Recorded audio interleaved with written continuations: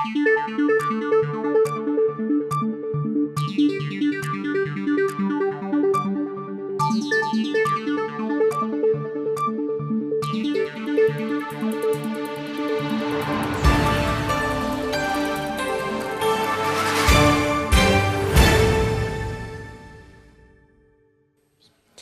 alaikum wa rahmatullahi wa barakatuh. Welcome to another edition of Vantage Point. We're coming to you from our studios here in Sunning Hill in Johannesburg.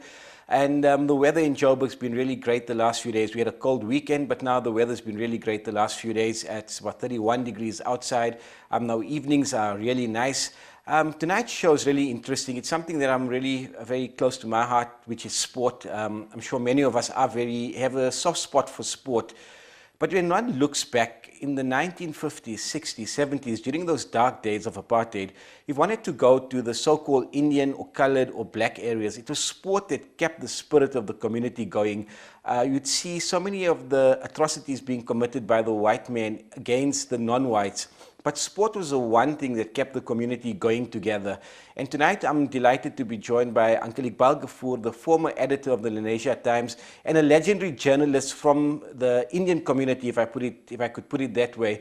Uncle Iqbal has written a book of 50 years on sport, predominantly in the Indian colored areas. And tonight we're going to go through this book called Iqbal's Sports Journey. Inshallah, the launch will be there sometime this week. Uncle Iqbal, assalamu alaikum. Welcome to Vantage Point. Wa alaikum salam. Thank you for having me here.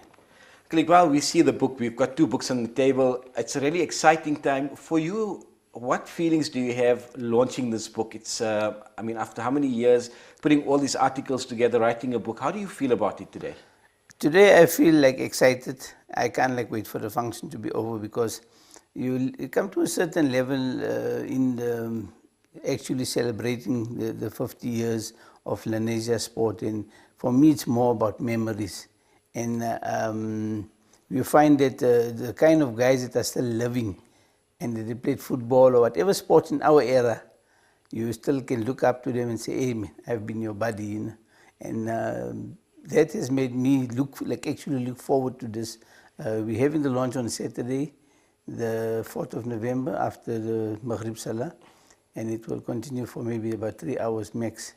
And then we've got a lot of prizes to give away. We've got singers, we've got dancers. You know, it's like a variety show, you know what I mean? Because for me, it's about community activity. Over the years that I've been a journalist, I've made friends from across the line. So I can't say it was only a Muslim thing or a Hindu thing or a Tamil thing.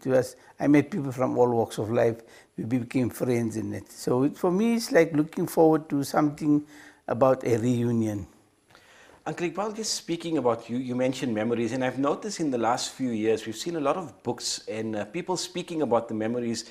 I think that the older generation are moving on. Yeah. And it's very important for the younger generation, which is us and our kids, to know what our parents and our grandparents lived through during those days of apartheid. And also, we know the atrocities of apartheid, but also to see the triumph that the people living under those conditions, how they triumphed over the atrocities that were committed against them. And I think this book comes across very well, telling people what was achieved by these small communities who were basically put in corners of the province of the Old Transvaal, and to see what they've achieved in the last 50 years. And the legacy lives on up till today. If one goes into Lens, one goes into Eldos, to Advil, to Roshni, and the list just goes on. Yeah, Mohammed, you see, when we started the sport, Lenasia had no recreation. And because of the apartheid system, we were all just dumped there, you know what I mean? And to start developing our own. Because today, we as Indians, we can lift our heads high and say, hey, you know what, we did something. Because we produce academics, we produce professionals, we produce sportsmen, some of which have went overseas and competed. And I think had we stuck to those teams, maybe if opportunities was there, we could have been amongst the Bafanas of South Africa and the Proteas. But unfortunately, because of apartheid, we find that our guys were the most. And we at that time, I was with Lenasia Times, we highlighted that of the sports community.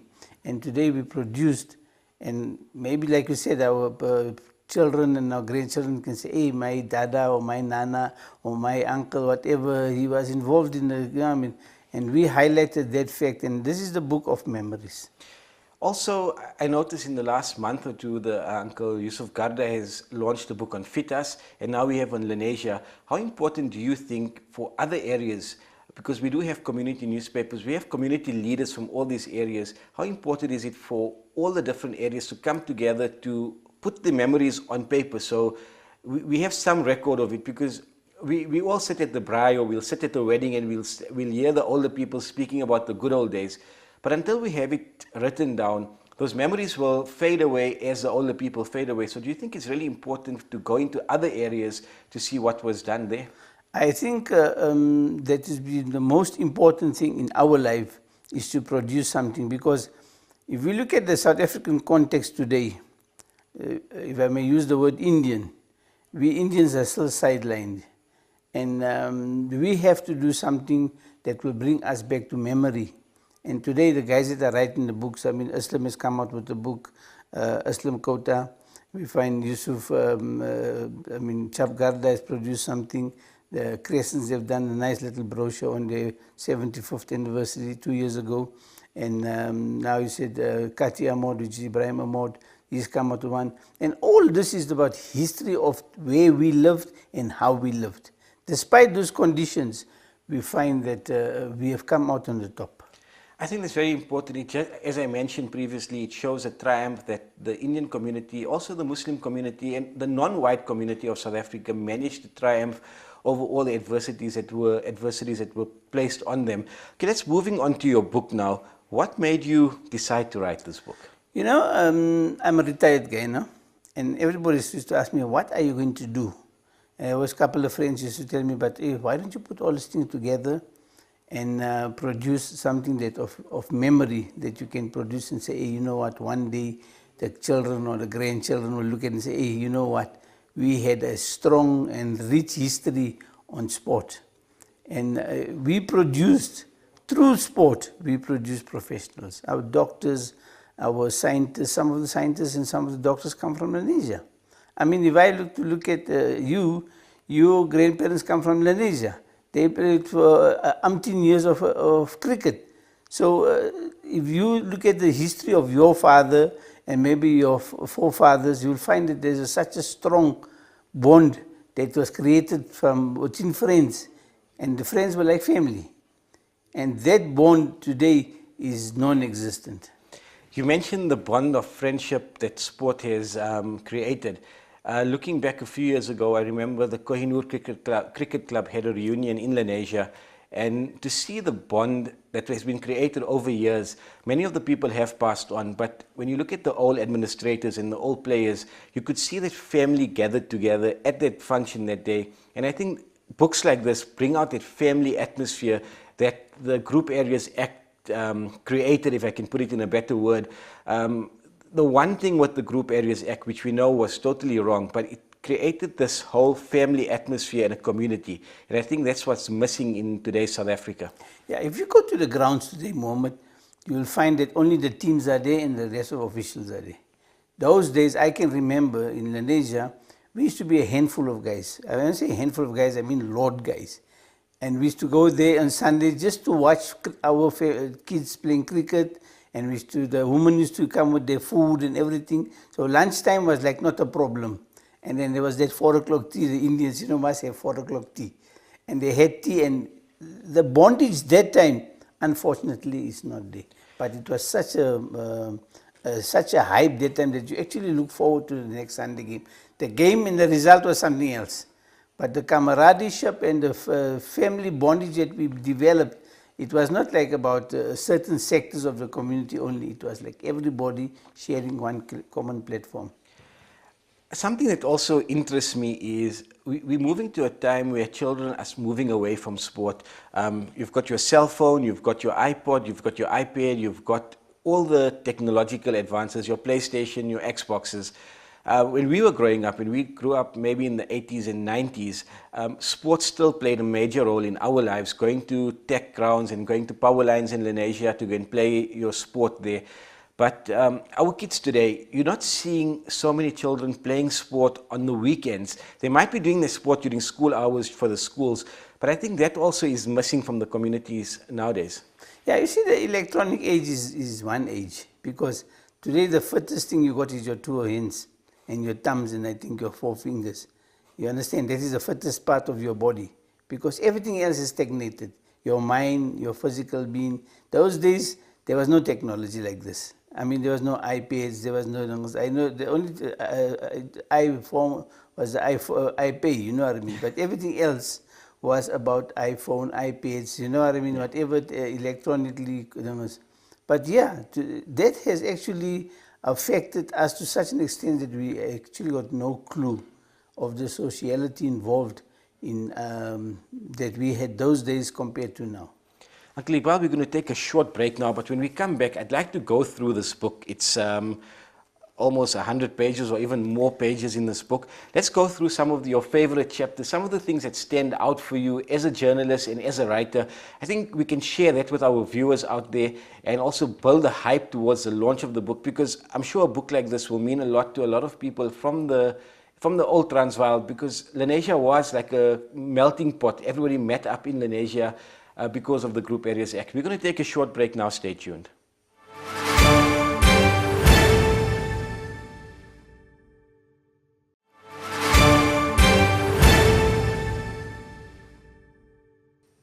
Assalamu alaikum and welcome back to Vantage Point. I'm still joined by Uncle Iqbal Ghafoor, the former editor of the Lenasia Times.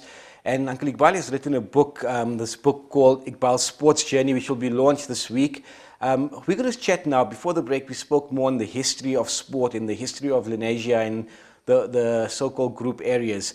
Now I'd like to go through some of the parts of this book. I've read the book. I was lucky, one of the first few people to read the book, and I thoroughly enjoyed it. So I'd like to chat to Uncle Iqbal about some of his memories and why it's in this book. Uncle Iqbal, welcome back. As I mentioned in the intro, I've read this book. When I go through the names, I see Bellevue, I see Swaraj, I see Tigers, I see Lesco, and then moving on, I see Advil United because I went to school in Advil. So a lot of the names that come out of here resonate with me, and I'm sure a lot of people will resonate with some of the articles that you've written. And then also going forward, we look at the 2000s, where our kids have done so well internationally. But let's start with Bellevue and your vision being one of the founders of Bells. Bellevue was started officially in 1968, and I was one of the founders, secretaries of the club. So from 1967, they were called Junior Tigers. And then we changed officials. We had a person, we used to call him Mace. His name is Abdul Razak Mia. He resides now in India. And he taught us, he said, no, Bellevue is a French name, let's go for it. And eventually the guys accepted Bellevue. You know, I mean, though you find that the guys like joke with us, say, hey, but Bellevue is a bottle store here in Joburg, you know what I mean? So I said, no, that Bellevue is different and that our Bellevue is different. We were, I mean, youngsters that was of sober habits. So there was nothing to do with the bottle store, you know. So we started that time, and today we say 50 years on. Bellevue is one of the household names in the Gauteng. Though we went to places like Durban, we played in the tournaments in Durban. That time, I don't know if you remember the same China Cup. In fact, the memories of the same China Cup is different than the same China Cup we played there in Lenasia. There's another cup in Lenasia, it's called the same China Cup. So soccer has developed to such an extent, and in my life, I started with soccer. Just speaking about soccer, I remember playing at the old tech grounds, and maybe power lines was a bit better, but there were no facilities there. You had your 2 poles in the ground. You had to lug your nets with you on a Sunday morning or a Saturday afternoon for your game. You played mostly on stones and sand. There was very little grass. You had your few patches of grass every few meters. But I think nowadays, if one goes into Lenasia, if you look at power lines, for example, that's the ground I really know because I drive past there very often. You can see green grass there, you see lights. For us, one of the highlights for us was playing at Land Stadium in the old Coca-Cola Cup. So those are the memories. But if you can speak about the improvement in facilities in the areas now? The improvement in his facilities is not that good, I would say. Okay, now they got turf to play on. But that time, like you said, we were playing on gravel, and the way I walk is testament of the way the ground we played on. That time to dive, I played as a goalkeeper, and to dive on sand was like a mission, because every game you come home, it's the Dettol and the cotton wool that you dab all the wounds. And then you do it in such a way that your mom doesn't know about it, because our mom never let us play soccer after my dad died. And when we used to play soccer, it was on gravel. But then a couple of years down the line, in the late 70s, we started getting turf. And by that time, Tigers leased the grounds from the council, and they got, I think, a 99-year lease, and they developed that facility. And it is so green that it's like a pleasure playing there. It was a pleasure playing at the stadium until 2 years ago, when they asked it to be, when the council revamped it, and some contractor they gave it to made a thorough mess of it, because there were a lot of patches in the grounds. So they're developing that, but now it's like playable, you know what I mean? And they had an athletic track. Yeah, I mean, it's not such a track, but at least Lanesia's got something that they can say it's an athletic track.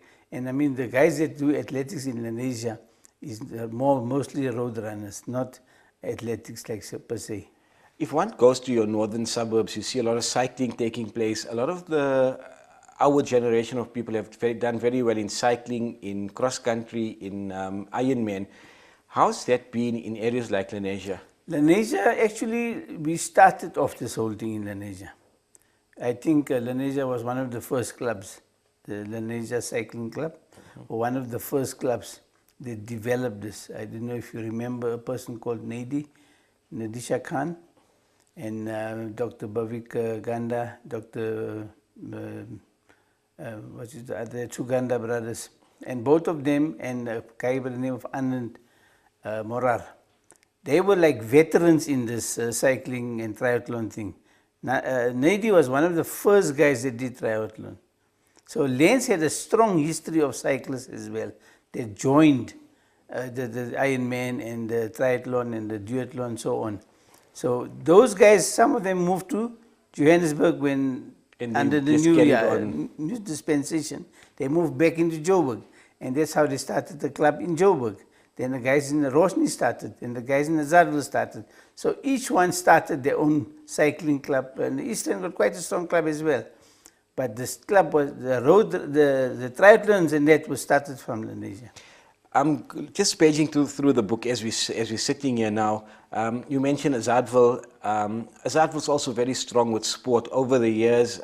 If you think about the small area, but a lot of the sporting history of Advil came from the Old Ruruput Indian High School, the Old Ruruput Chelsea, one of the well-known soccer teams on the West End. But you, in the book, you mentioned the Veterans Tournament, and I think that's something people look forward to every year in Advil. It's a Veterans Tournament where you see the likes of Toby Hatia, Benjo Kesem, Smithy, Uncle Smithy, all of them coming together and showing how good they still are. And I enjoyed the chapter on Advil having their Veterans Tournament. So your book doesn't only deal with Advil or with Lanesia, it's Advil, it's Roshni, it's Benoni, and a lot of other places. Basically, under apartheid, we only had like Indian areas to turn to. Yeah. So we used to, as Lanesia Times, we used to go into these areas and write about them.